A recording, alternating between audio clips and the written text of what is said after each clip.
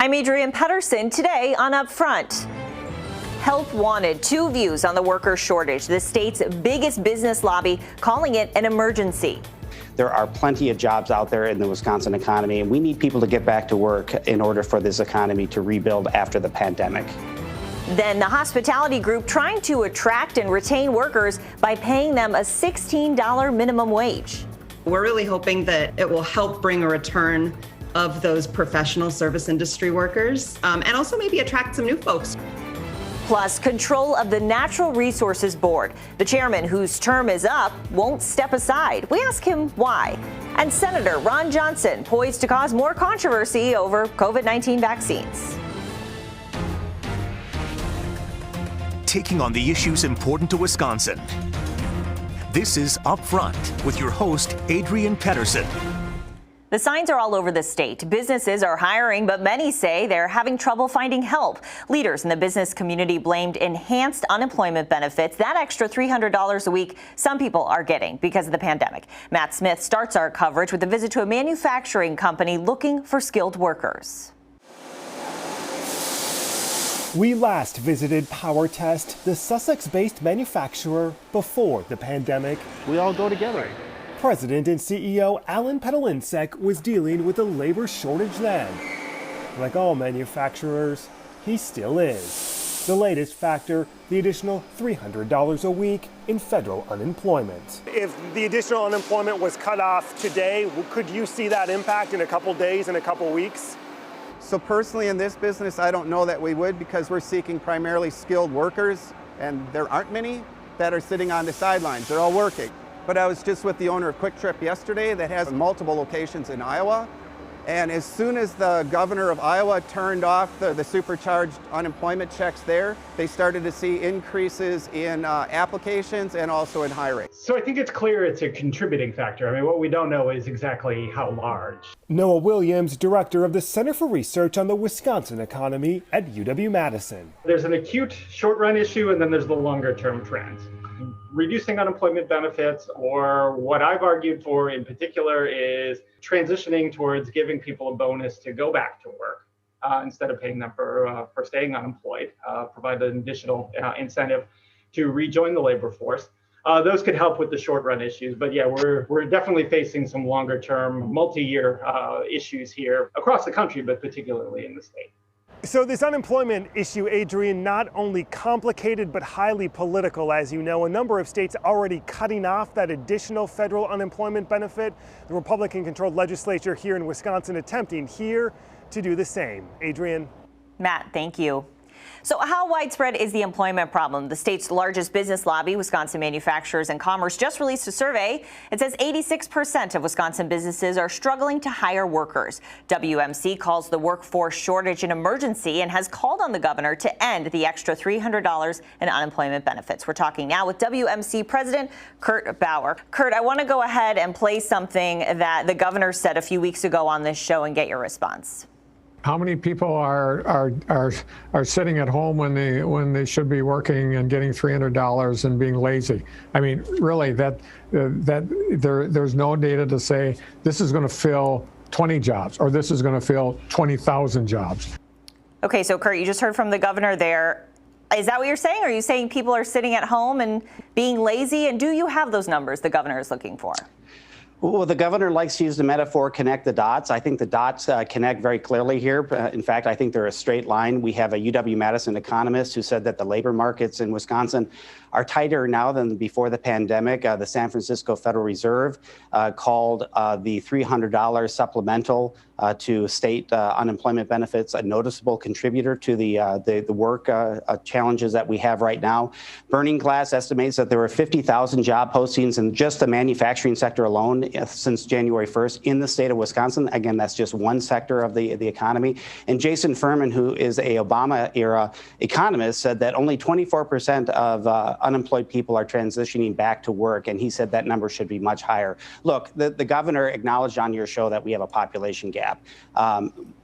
basically he's admitting we have more jobs than people. So that, I think, is pretty strong evidence that we don't need this enhancement, this $300 per week enhancement to unemployment. There are plenty of jobs out there in the Wisconsin economy, and we need people to get back to work in order for this economy to rebuild after the pandemic. So the governor says, though, that he wants to know specifically how many more people would go back to work.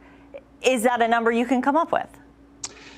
Well, we have the DWD has 100,000 job postings on their website right now. We easily have people for those jobs.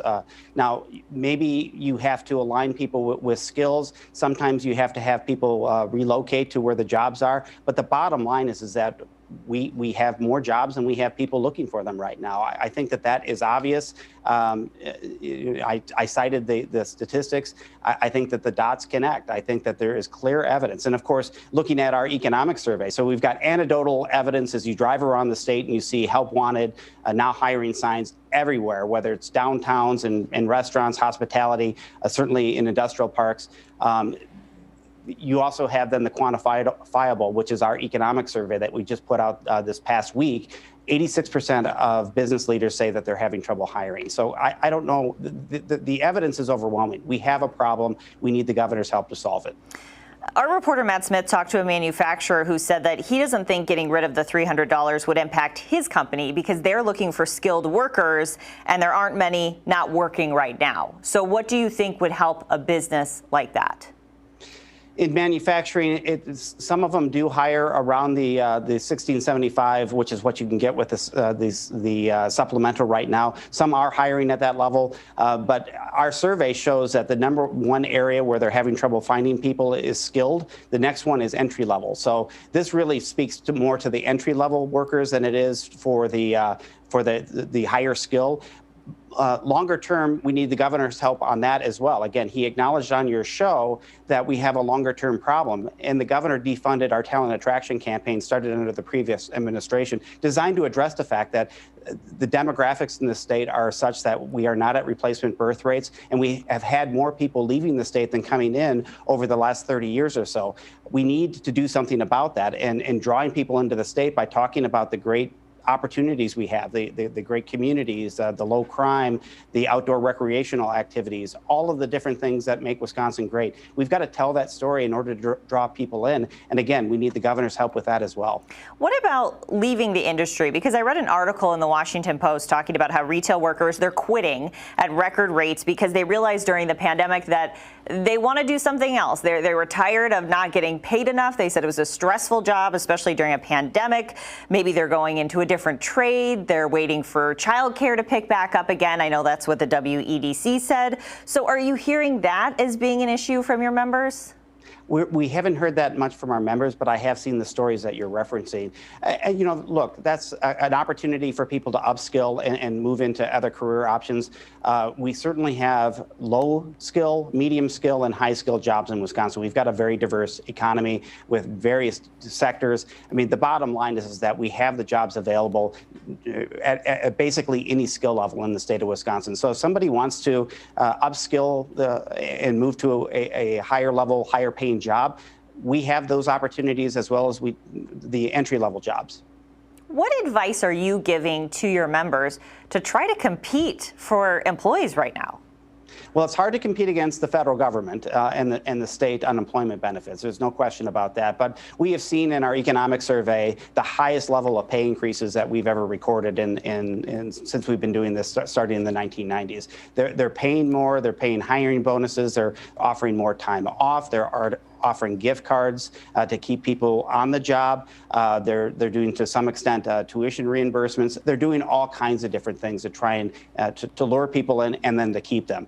You know, the contest for talent is really the defining issue right now, and frankly, through mid-century, given the demographics that we face in the state of Wisconsin. This is a war on talent, to be sure. And the governor did just announce help for the tourism industry. So then aside from that, aside from the $300, I think everyone acknowledges this is a bigger long-term problem as well. What do you want to see lawmakers do in the future? So in the short term, we want the governor to end the $300 per week enhancement to unemployment benefits. Longer term, we want him to reinstate the talent attraction campaign. We'd also like to work with our federal lawmakers on immigration reform and a guest worker program, because that's going to have to be in the mix as well. We just don't have enough people in Wisconsin. We're going to have to bring people in. Okay, Kurt Bauer, WMC president, thank you. Thank you. Next, another response to the worker shortage. Pay a higher wage. I'll talk with an executive of the Wisconsin Hospitality Group that's paying $16 an hour and no longer expecting customers to tip. Is this the future of the hospitality industry?